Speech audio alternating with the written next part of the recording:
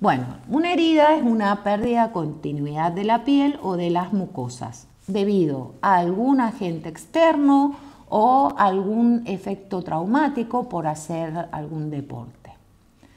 Cuando queremos centrarnos en las distintas capas que podemos atravesar a través de una herida o algún traumatismo, algún golpe, podemos observar que la primera capa de la piel es la epidermis. Debajo de la epidermis vamos a encontrar a la dermis, que como verán está bastante capilarizada, y por debajo de la dermis la hipodermis, ¿sí? Mucho más profunda, y depende de la profundidad de la herida, será también la gravedad de la misma y la posibilidad de infecciones. Diferentes formas de clasificar heridas pueden llegar a tener dependiendo del agente causal que las pueda provocar. Entonces, si queremos clasificarlas en función al objeto que pudo provocar la herida, ustedes podrán ver que las heridas se clasifican en incisas, contusas o especiales cuando pueden ser provocadas por algún objeto, ¿no? Punzante, por ejemplo, cuando es provocada por una pinza o algún objeto punzante, y fíjense cómo se puede observar en la imagen, que puede ser desde una herida superficial hasta una mucho más profunda. Luego tenemos las cortantes, que pueden observar cómo están más abiertas las superficies de la herida y de la piel sobre todo, y cómo puede ser provocada por algún objeto como un cuchillo. Luego tenemos las heridas contusas por algún golpe que ustedes puedan darse, ya sea a través de un martillo o puede ser por una caída, ¿sí? Y también tenemos las erosivas, que como el nombre lo dice, es por una erosión o provoca una quemadura o raspadura, ¿sí? Las especiales en general podemos considerar como heridas especiales aquellas provocadas por armas de fuego o por armas blancas o por pedrigones. Son objetos clavados, por ejemplo, en el pecho o abdomen, como un cuchillo, o por mordeduras de animales. La gravedad, ¿por qué va a estar dada la gravedad de una herida? Sobre todo por la localización y cómo se extienda esa herida. Por ejemplo, si la herida está localizada en manos, bueno, por ahí puede ser un poco menos grave tal vez que una provocada en orificios naturales del organismo, como pueden ser ojos, nariz o genitales, ¿sí? Pero también va a tener que ver no solo por la localización o la zona, sino también cuán extensa sea, porque podemos decir que por estar localizada en la mano puede ser menos grave, pero si su extensión es grande, es extensa, hay posibilidad de infecciones, ¿sí? Y puede llegar a retardarse la cicatrización de la herida y la extensión es muy grande y abarca muchas capas de profundidad, entonces es tan grave como si pudiese afectar a cualquiera de los orificios anteriormente mencionados. Entonces podemos ver que según las causas, como recién hablamos, y también según los objetos, pueden ser punzantes por objetos que son puntiagudos, como la pinza que vimos recién, o cortantes por objetos con filo, como vimos recién, los cuchillos, o punzocortante cuando el objeto es puntiagudo y además es filoso, abrasivas por raspones, o laceradas cuando la lesión produce un desgarro del tejido. Ya enseguida vamos a ver una imagen en la que pueden observar la provocada por laceraciones. También están las abulsivas, que son por desgarro y destrucción del tejido. En general pueden ser por maquinarias o por mordidas y puede ser una clase de lesión. También tenemos en una herida una amputación, puede ser por ejemplo por pérdida de algún fragmento o alguna extremidad. Acá podemos ver en la imagen la amputación, el ejemplo de la amputación, el ejemplo de la abulsión, cómo está desgarrado el tejido, el ejemplo de heridas por aplastamiento o también pueden ser por contusiones, ¿sí? Laceradas, cuando ven cómo queda la superficie de la piel bien lacerada, abrasiva, como si fuera un raspón, o punzante por algún objeto que pueda tener esa característica de punzante, como la pinza, o cortante, como puede ser, por ejemplo, un cuchillo. Según la profundidad, también las podemos clasificar en superficiales, que solo atraviesan algunas capas superficiales de la piel, o más profundas, que pueden llegar a incluso la hipodermis, ¿no? Atraviesan todos los tejidos hasta el subcutáneo. Pueden ser penetrantes también, por ejemplo, pueden penetrar en alguna cavidad, en boca, en abdomen, en vagina o en ano, o pueden ser perforantes atravesando el cuerpo.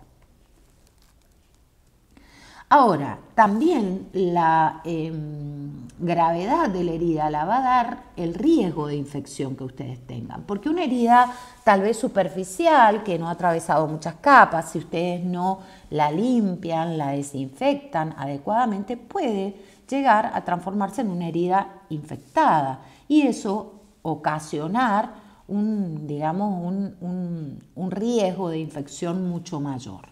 Mientras más profunda sea la herida, mayor es el riesgo, por supuesto. Entonces, así ustedes pueden ver cómo hay heridas que ustedes pueden clasificar como heridas no infectadas y otras que son limpias. La herida limpia tiene bordes nítidos, simples, el fondo puede estar sangrante, ustedes van a ver, la sangre es roja, no hay cuerpos extraños ni zonas que se vean negras o necróticas. En cambio, en la herida infectada con más de 12 horas de evolución, sin haberla obviamente desinfectado previamente, tiene bordes con afecciones, generalmente no se ven sangrante, pueden observarse algunos cuerpos extraños y algunas zonas negras o necróticas. Puede existir también heridas por armas de fuego o heridas por mordedura de animales, ¿sí? Acá tienen una imagen donde perfectamente pueden observar una herida infectada en dedo y en abdomen, ¿sí? Por lo cual verán la importancia que tiene el poder limpiar una herida quirúrgica no infectada, en la que no se encuentra inflamación, en la que no se penetra el tracto respiratorio, digestivo, genital, urinario. Las heridas limpias se cierran primariamente y si es necesario se drenan con sistema de drenaje cerrado. Pero esto no es tan importante para nosotros en la materia de primeros auxilios, tal vez sí pueda servirle en instrumentación quirúrgica y es re importante que esto lo tengan en cuenta. La frecuencia de infección no debe pasar el 2%. Después tiene una herida limpia, ¿sí? O contaminada, herida quirúrgica en la cual se penetra el tracto respiratorio, esto ya lo vimos. Hay que tener mucho cuidado con la limpieza, sobre todo cuando hay una cirugía, y se intenta en lo posible que la frecuencia de infección oscile entre el 5 al 10%, es decir, que la frecuencia de infección sea muy baja. Después tenemos heridas contaminadas, que están abiertas, que están frescas, puede ser en adición a alguna cirugía con fallas o con fallas en técnicas quirúrgicas que no estén muy esterilizadas. Aquellas heridas en las cuales se encuentran signos de inflamación aguda, están purulentas, se deben advertir ustedes que es muy posible que estén contaminadas. La infección en general oscila entre un 10 y un 20%. La herida sucia es aquella que tiene más de 12 horas de evolución con retención de líquidos. Ahí está el tejido que está desvitalizado, tiene una infección que puede ser clínica o por alguna víscera que esté perforada. Y estas infecciones pueden ocurrir en el 20% de estos tipos de heridas, ¿no? Entonces, ¿qué es importante tener en cuenta cuando asistimos en primeros auxilios? Valorar primero el tipo de herida, si es una herida superficial, si es profunda, qué tipo de herida en función al objeto con el que fue generado, o si fue traumática o fue por alguna acción quirúrgica, y darle la atención correspondiente y asistirle en función al tipo y situación que se presenta. Entonces, vamos a considerar el tipo de hemorragia que pueda provocar esa herida, obviamente, el agente causal, la forma que tiene esa herida y que puede tomar el nombre según la forma que tome, la profundidad de los tejidos que fue atravesando, la extensión Y en función a esto podremos decir si la herida se trata de una herida simple o si es una herida más bien grave. Consiste en realizar la curación. Lo primero que se hace es lavar la herida, ¿sí?, con agua, protegerla del medio externo. Si van a sacar objetos, que siempre sea de la herida de adentro hacia afuera, no de afuera hacia adentro, para evitar que penetre. Y prevenir complicaciones como pueden ser hemorragias y sobre todo infecciones, que es lo que a ustedes puede hacer que una herida se transforme en una herida no sucia o una herida no patológica, en otra herida que puede ser un poco más patógena, ¿no? Entonces verán que primeramente vamos a lavar para extraer todo la suciedad o cosas que puedan extraerse. Con una gasa siempre limpiamos de adentro hacia afuera, ¿sí? Si quieren colocar alguna pomada para mejorar la cicatrización, etc. Y luego colocan una gasa para evitar que se contamine. Dice no poner pomadas, porque pomadas que ustedes sepan que no ayudan o que pueden llegar a infectar, ¿sí? Sí es importante, si tienen en esta fase algún desinfectante. En general no se utiliza el alcohol, pero si no tienen, al 70% puede llegar a servir, o algún desinfectante como povidona yodada, que sería lo mejor, ¿no? Bueno, acá tenemos ejemplos y dibujos de heridas cortantes. Como les dije, una de las formas más frecuentes que podemos llegar a hacernos este tipo de heridas es a través de la cocina. Son producidas por elementos con filo, cuchillos, también por hojas de afeitar o vidrios. La herida punzante por algún objeto punzante o punzocortante, por eso muchas veces también pueden tomar el nombre de punzocortante, causadas por objetos con punta, clavos, astillas, alambres, tijeras. Entonces, en la herida leve vamos a lavar con agua, si podemos agua y jabón blanco. Utilizamos guantes descartables, lavamos bien la herida, secamos con gasa estéril, limpiamos de adentro hacia afuera. Pueden desinfectar con clorhexidina si tienen, ahora que con el tema del coronavirus es de venta libre y por ahí se la obtiene un poco más barata que antes. Y también pueden desinfectarla obviamente con povidona yodada. Cubrir con gasa. Esas serían las formas más comunes, ¿no? Bien, las desgarradas producidas por objetos como filo y suficientemente que pueden provocar un desgarro. Palos, piedras, todo lo que generalmente pueda desgarrar esta superficie de la piel, ¿no? Entonces vamos a lavar la zona. Ven los dibujos acá, limpian la herida con agua oxigenada o tratan de detener la hemorragia. Pincelar, no van a buscar un pincel para pincelar, pero eso lo pueden hacer con una gasa, ¿sí? Con un antiséptico y cubrir y fijar. Bueno, ya con heridas penetrantes, esto puede ser un poco más complejo y lo importante que tengamos en cuenta es que no se extrae el objeto, ¿sí? Recuerden que nosotros no estamos en quirófano, estamos en una situación de emergencia o en este caso una emergencia que puede llegar por hemorragia a perder la vida del sujeto, ¿no? Entonces, en estas heridas penetrantes son aquellas que por acción de un elemento penetran en el cuerpo, puede ser un cuchillo, por ejemplo, un arma blanca, alcanza cavidades naturales que pueden estar dañadas y no solo va a dañar órganos, sino también sistemas que esos órganos forman parte. Tenemos acá otro ejemplo de una herida por arma blanca. Es importante también que consideren que pueden provocar salida de vísceras y en ese caso lo que se hace es embeber un toallón, una toalla o algún objeto que ustedes tengan con agua y se coloca por encima y vamos a ver recién enseguida la posición en la que colocamos al sujeto para evitar que esas vísceras salgan. No vamos a colocar las vísceras en el lugar, ni mucho menos, simplemente le vamos a dar una humedad para evitar que se sequen, ¿sí? Hasta tanto llegue la ambulancia. Tienen obviamente un alto riesgo de infección y dependen muchas veces del objeto con el que los provocó.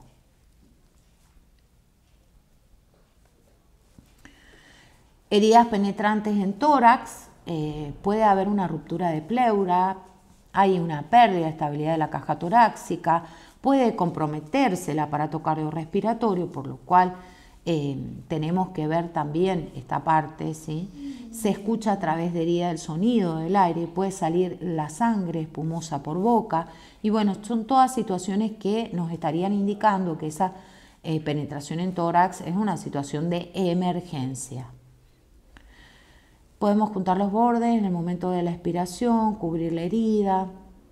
Se lo coloca generalmente en posición semisentado. No se retira ningún objeto. Recuerden que nosotros no estamos en el quirófano. Tratamos en lo posible de prevenir ese shock, ya sea por todo lo que le pueda estar sucediendo al sujeto.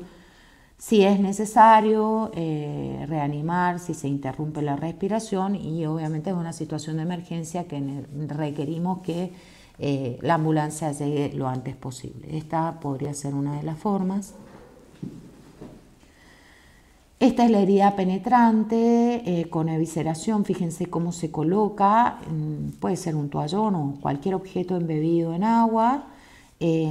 No se colocan las vísceras adentro, sino que simplemente se coloca esto embebido en agua y se pone en posición anti-shock hasta tanto llegue la ambulancia, ¿sí? Alto riesgo de infección, hay acá, puede existir peritonitis y obviamente se trata de una herida grave, ¿sí? Acá pueden observar otros tipos de heridas. No se da a ingerir nada, reposo absoluto, semisentado, no introducir vísceras, humedecer la zona, cubrir con vendaje, prevenir el shock y, en lo posible, el traslado lo más urgente posible, ¿sí? Heridas provocadas por proyectil. Fíjense que muchas veces estas heridas de bala tienen un orificio de entrada más pequeño que el diámetro del proyectil, se acompañan de un halo contuso, erosivo, equimótico, bordes hacia adentro. Acá lo van a poder observar mejor. Fíjense cómo se ve la piel. Salen en forma de una masa única hasta la distancia de 1 metro, luego se dispersan en diferentes direcciones entrando al organismo y en forma múltiple pueden llegar a provocar generalmente alteraciones en todos los órganos y tejidos que los rodean. Estas son ejemplos, fíjense. Acá tienen una imagen. En ambos casos, la hemorragia va a depender de él o los vasos que haya lesionado, de la extensión reducida y de la profundidad. La gravedad va a depender del trayecto y de las estructuras que dañó ese trayecto del proyectil o pedregón, ¿no? Escaso riesgo de infección, característica del agente causal. El orificio de salida es más grande, los bordes son irregulares y hacia afuera. No vamos a explorar la herida, simplemente la vamos a limpiar, vamos a cohibir o evitar la hemorragia para que no entre en shock, lo vamos a cubrir para no provocar una hipotermia y se traslada lo antes posible, ¿sí? Cuando hay una amputación, lo que podemos hacer es, acá ven que se usó como última instancia ¿cómo se dice? El torniquete, ¿sí? Para controlar la hemorragia. Se debe llegar a la zona amputada, se coloca el miembro que esté amputado en una bolsa y dentro de un recipiente con hielo se lo coloca, pero no en contacto directo con el hielo, sino en la bolsa. De esta forma mantenemos el órgano a temperatura ideal hasta tanto llegue la ambulancia y se vea si es posible o no luego poder trabajar en el quirófano. Vamos a descubrir las partes lesionadas, si es necesario vamos a cortar la ropa, le vamos a dar un apoyo emocional, en este momento es importantísimo el apoyo emocional, tranquilizarlo, tratar de trabajar con gasas estériles, lavarse las manos, tratar de contaminar lo menos posible esa herida, ¿sí? Prevenir todas las complicaciones que la herida pueda provocar, tanto hemorragias como infecciones. Si hay un traumatismo encefalocraneal en cabeza, puede haber alguna fractura, no hay que movilizarlo. No colocar algodón directamente porque eso puede provocar también contaminación. Mantener elevada la extremidad también puede ser una forma de evitar hemorragias y auxiliarlo siempre con material estéril, gasa, guantes, etc. Bueno, cuando existe un aplastamiento, puede ser por compresión o aplastamiento, generalmente hay compromiso de todas las estructuras celulares y hay un gran riesgo de infección, sobre todo por bacterias aeróbicas y anaeróbicas. Hay hemorragia abundante por gran compromiso vascular y entonces vamos a tener que tratar ambas cosas, tanto la hemorragia como la herida, ¿sí? Posición horizontal, detenemos la hemorragia, cubrimos, prevenimos el shock y lo trasladamos lo antes posible. Bueno, más de una oportunidad, yo he sido mordida por un perrito, amo los perros, pero bueno, fui mordida por un ovejero y la verdad que fue terrible el dolor que sentí. Mordedura de perro, de gato, rasguños o murciélagos. Ustedes saben que su boca está muy contaminada con bacterias. Estos tipos de mordeduras o de heridas pueden ser mixtas porque pueden llegar a tener superficies muy irregulares como muy punzantes, por lo tanto la herida es bastante mixta. Hay gravedad en la localización, depende de la zona que fue mordido, ¿sí? Obviamente.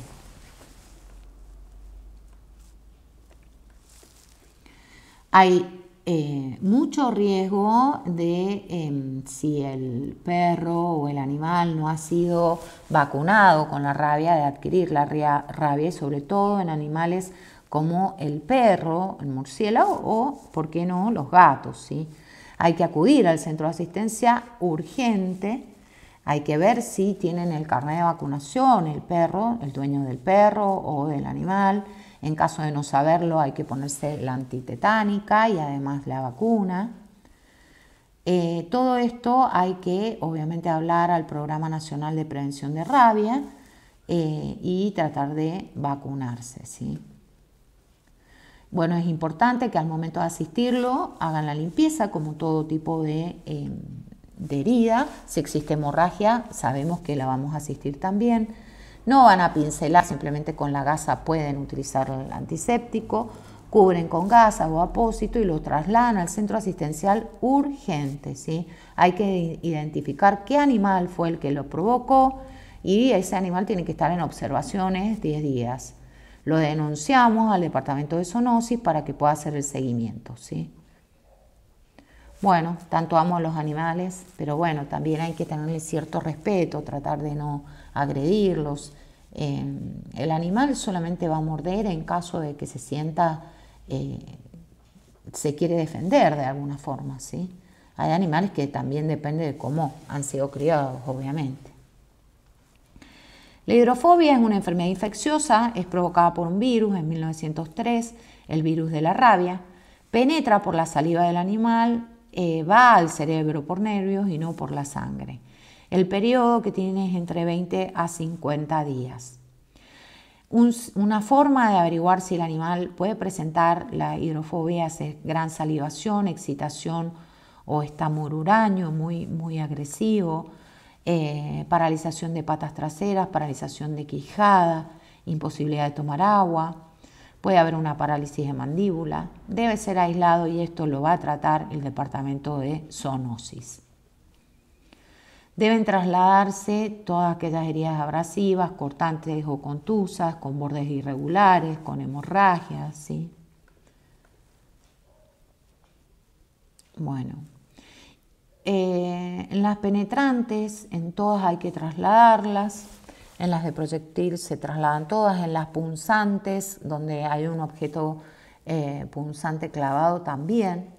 Bueno, sepamos que es importante tener claro todo esto y saber en síntesis que las heridas se van a clasificar en función del tipo de objeto, el tipo de causa que la ha provocado, ya sea una causa traumática o quirúrgica, o que también podemos saber que las heridas pueden infectarse y de esa forma agravar el cuadro. Recuerden que una herida va a ser más grave en función a si presenta alguna contaminación y si además la superficie y la extensión de la misma es grande.